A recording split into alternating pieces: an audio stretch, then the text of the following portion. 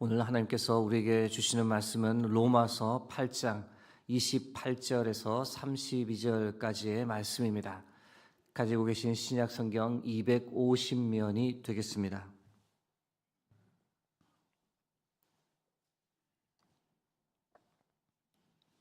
로마서 8장 28절에서 32절까지의 말씀 교독하겠습니다.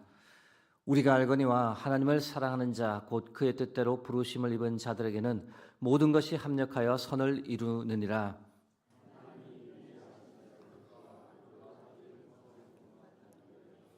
미리 정하셨으니 이는 그로 많은 형제 중에서 맏아들이 되게 하려 하심이니라.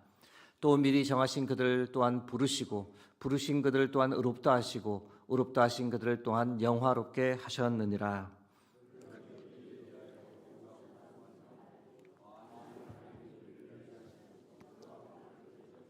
32절 합독하겠습니다. 자기 아들을 아끼지 아니하시고 모든 사람을 위하여 내주시니가 어찌 그 아들과 함께 모든 것을 우리에게 주시지 아니하겠느냐. 아멘. 오늘은 하나님이 어떻게 우리를 위하시는가라는 지하의 말씀을 나누겠습니다. 31절 말씀입니다. 그런즉 이 일에 대하여 우리가 무슨 말 하리요? 만일 하나님이 우리를 위하시면 누가 우리를 대적하리요? 하나님이 우리를 위하신다라는 표현에서 질문을 해보았습니다. 구체적으로 하나님이 어떻게 우리를 위하시는가? 이 질문에 대한 답은 앞에 있습니다. 로마서 8장 29절에서 30절 말씀에서 그 답을 찾을 수 있는데 5가지 면에서 하나님께서 우리를 위하신다라고 말씀해 주고 있습니다. 로마서 8장 29절에서 30절 말씀입니다. 하나님이 미리 아신 자들을 또한 그 아들의 형상을 본받게 하기 위하여 미리 정하셨으니 이는 그로 많은 형제 중에서 맏아들이 되게 하려 하심이니라. 또 미리 정하신 그들을 또한 부르시고 부르신 그들을 또한 의롭다 하시고 의롭다 하신 그들을 또한 영화롭게 하셨느니라. 5가지 면에서 하나님께서 우리를 위하신다라고 성경이 말합니다. 미리 아신다, 미리 정하셨다, 우리를 부르신다, 우리를 의롭다 하신다, 그리고 마지막으로는 우리를 영화롭게 하신다는 겁니다. 이 새벽에 하나씩 구체적으로 한번 보도록 하겠습니다. 하나님께서 어떻게 우리를 위하시는가? 첫 번째는 하나님께서 미리 다 아신다는 겁니다. 일어날 일도 다 아시고 우리의 모든 것도 다 아신다. 이것을 예지라고 합니다. 여러분, 하나님은 모든 것을 다 아시는 하나님인 줄 믿으시기 바랍니다. 시편 139편 1절에서 4절 말씀입니다. 여호와여, 주께서 나를 살펴보셨으므로 나를 아시나이다. 주께서 내가 앉고 일어섬을 아시고 멀리서도 나의 생각을 밝히 아시오며 나의 모든 길과 내가 눕는 것을 살펴보셨으므로 나의 모든 행위를 익히 아시오니 여호와여, 내 혀의 말을 알지 못하시는 것이 하나도 없으시나이다. 이 말씀의 고백처럼 하나님 우리의 생각을 다 아십니다. 심지어 우리도 인식하지 못하는 우리의 무의식 세계에서 맴돌고 있는 우리의 생각조차 하나님은 다 아십니다. 우리의 마음, 우리의 상황을 또한 다 아십니다. 남에게는 들킬까 봐 말 못하고 숨기고 있는 나의 아픔, 나의 상처, 나의 두려움을 하나님은 다 아십니다. 나의 바람, 나의 소원도 하나님은 이미 다 알고 계십니다. 그러므로 사랑하는 성도 여러분, 우리의 모든 것을 다 아시는 하나님을 가까이 하는 것이 바로 우리의 복인 줄 믿습니다. 하나님께 나아가 묻고 간구하는 것이 가장 확실한 방법입니다. 오늘도 하나님께 더 가까이 나아가고 더 간구하는 삶을 통해 나의 모든 것을 아시는 그 하나님, 그 하나님의 은혜와 사랑을 체험하는 복된 하루 되시길 주의 이름으로 축복합니다. 하나님이 어떻게 우리를 위하시는가? 두 번째는 이미 다 정해 두셨다라는 겁니다. 우리는 이것을 예정이라고 표현합니다. 에베소서 1장 11절에서 12절 말씀입니다.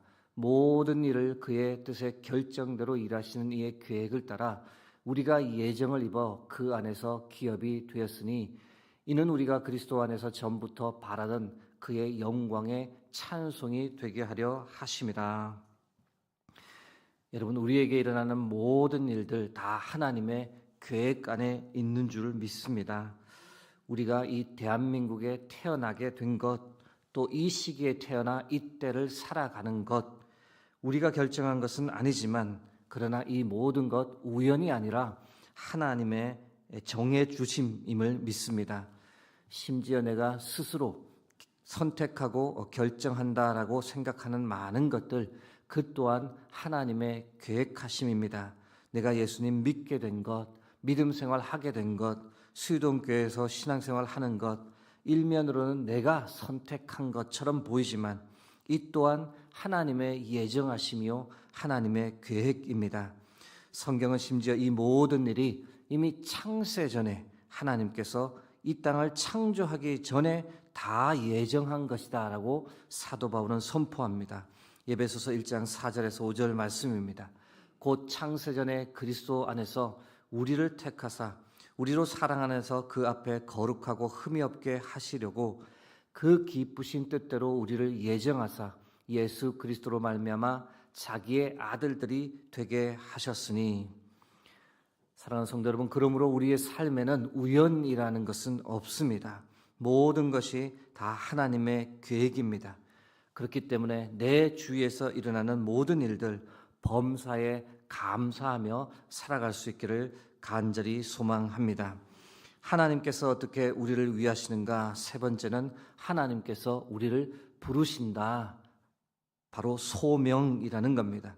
이사야 43장 1절 말씀입니다. 야곱아, 너를 창조하신 여호와께서 지금 말씀하시느니라. 이스라엘아, 너를 지으신 이가 말씀하시니라. 너는 두려워하지 말라. 내가 너를 구속하였고 내가 너를 지명하여 불렀나니 너는 내 것이라. 여러분, 하나님은 우리 각자의 이름을 알고 계시는 분입니다. 이것이 얼마나 큰 은혜인지 모릅니다. 한번 상상해 보십시오. 만일 우리나라 고위급 양반 중 한 분이 여러분이 누구신지 여러분의 이름을 알고 계시다 생각해 보십시오. 기분이 어떻겠습니까? 누군가에게는 그 사람 안다라고 자랑하고 싶고 뿌듯하실 겁니다. 그런데 그것과 결코 비교가 되지 않습니다. 천지의 창조주 하나님께서 나를 알고 계신다. 내 이름을 알고 계신다. 자랑 정도가 아니라 가슴 벅찬 감격입니다. 여러분, 예수님께서 삭개오의 이름을 불러주셨다는 것이 얼마나 큰 은혜인지 모릅니다. 예수님께서 여리고 지나가실 때 많은 사람들이 예수님 주위로 모였습니다. 키가 작은 삭개오, 예수님을 멀리서라도 한번 보려고 돌무화과 나무 위에 올라갔습니다. 그런데 그곳을 지나가던 예수님께서 무엇이라고 삭개오에게 외쳤습니까? 야, 또는 어이가 아니라 삭개오야. 그 이름을 불러주셨습니다. 삭개오야, 속히 내려오너라. 내가 오늘 너의 집에 유하고자 한다. 삭개오가 얼마나 놀랐을까요? 아니, 어떻게 내 이름을 아시지? 여러분, 이 장면 곰곰이 생각해 보시면 삭개오가 예수님을 만나기 위해 온 것이 아니라 예수님께서 삭개오를 만나기 위해 여리고에 오셨음을 우리가 알게 됩니다. 삭개오가 예수님을 찾았던 것이 아니라 예수님께서 삭개오를 찾았던 겁니다. 이것이 얼마나 큰 하나님의 은혜입니까? 여러분, 이 마음이 바로 여기 계신 여러분 한 사람 한 사람을 위한 하나님 아버지의 마음인 줄 믿습니다.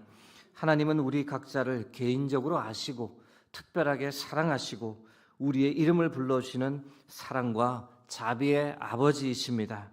오늘 새벽 기도 중에 잘 들어보시기 바랍니다. 나의 이름을 불러주시는 주의 음성, 사랑한다라고 말해주시고 두려워하지 말고 염려하지 말라라고 격려해 주시고 힘을 내라, 내가 너와 함께 있다라고 토닥여 주시는 주의 음성을 모두 들으실 수 있길 주의 이름으로 축복합니다. 하나님께서 어떻게 우리를 위하시는가? 네 번째는 우리를 의롭다 하셨다는 겁니다. 칭의라고 합니다. 갈라디아서 2장 16절 말씀입니다. 사람이 의롭게 되는 것은 율법의 행위로 말미암음이 아니요 오직 예수 그리스도를 믿음으로 말미암는 줄 알므로 우리도 그리스도 예수를 믿나니 이는 우리가 율법의 행위로서가 아니고 그리스도를 믿음으로써 의롭다함을 얻으려 함이라. 율법의 행위로서는 의롭다함을 얻을 육체가 없느니라. 의롭다라는 말의 가장 근본적인 의미는 죄가 없다는 겁니다. 하나님께서 죄인인 우리를 향해 무죄라고 선고하시는 것, 이것이 바로 칭의입니다. 우리는 본래 의로운 존재가 아닙니다. 온갖 죄를 셀 수도 없이 범한 죄인입니다. 죄에 뒤범벅되어 살고 있었고 구제불능의 존재였습니다. 당연히 유죄요, 당연히 영원한 형벌을 받아 마땅한 존재였습니다. 그런데 놀랍게 하나님께서 무죄라고 최종 판결을 내려주셨습니다. 그 이유가 무엇입니까? 바로 예수님 때문입니다.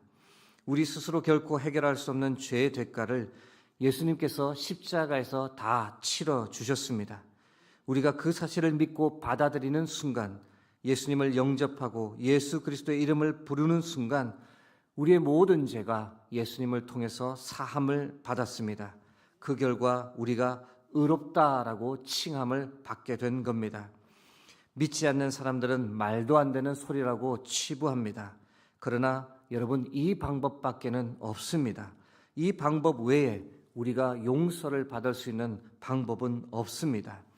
우리 스스로 해결할 수 없기 때문에 예수님께서 친히 오셔서 다 해결해 주셨습니다. 하나님은 우리에게 묻혀진 예수 그리스도의 피를 보시고 우리의 모든 죄를 용서하시고 우리를 의로운 사람이라고 인정해 주십니다. 일방적인 하나님의 사랑이요 하나님의 은혜입니다. 사랑하는 성도 여러분, 나를 죄 없다라고 의롭다라고 인정해 주시는 하나님의 은혜에 감사하며 나를 위해 십자가 주신 예수 그리스도를 찬양하는 복된 하루 살아가시기를 간절히 소망합니다.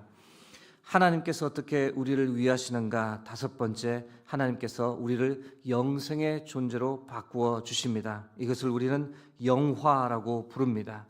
고린도전서 15장 51절에서 53절 말씀입니다.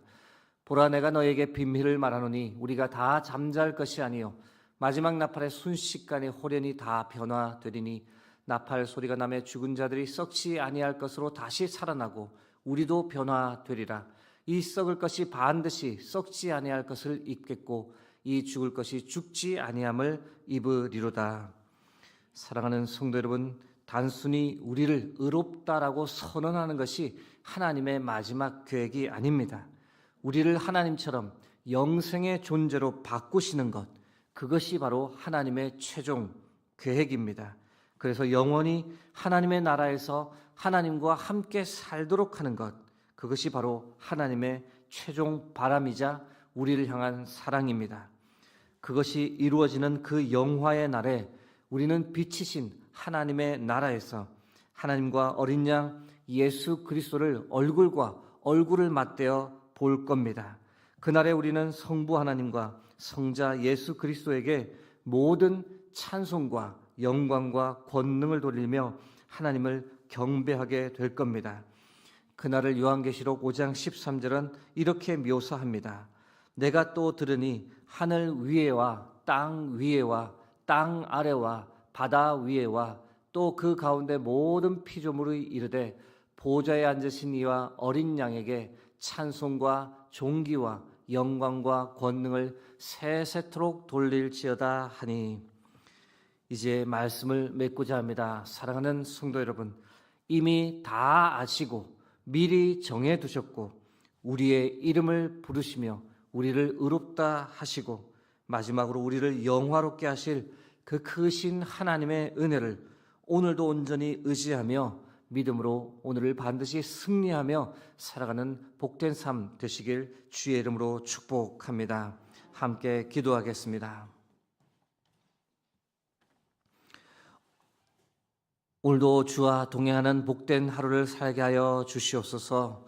우리를 위하시는 하나님의 전적인 은혜를 의지하고 우리를 부르시고 우리를 격려하시는 하나님의 음성 가운데서 주의 은혜를 갈망하며 살아갈 수 있도록 하나님 도와주시옵소서. 삶의 어떤 어려움 중에도 참으로 우리의 모든 것을 도와주시고 위하시는 하나님만을 바라볼 수 있도록 도와주셔서 그 힘과 위로 가운데 오늘 하루도 믿음으로 반드시 승리할 수 있도록 도와주옵소서. 945번째, 946번째, 1000번째 헌금을 올려드리는 손길이 있습니다. 그 마음의 소원, 그 기도 제목 하나님께서 반드시 응답하여 주옵소서. 모든 영광을 주께 드립니다. 예수 그리스도의 이름으로 기도드립니다. 아멘. 하늘에 계신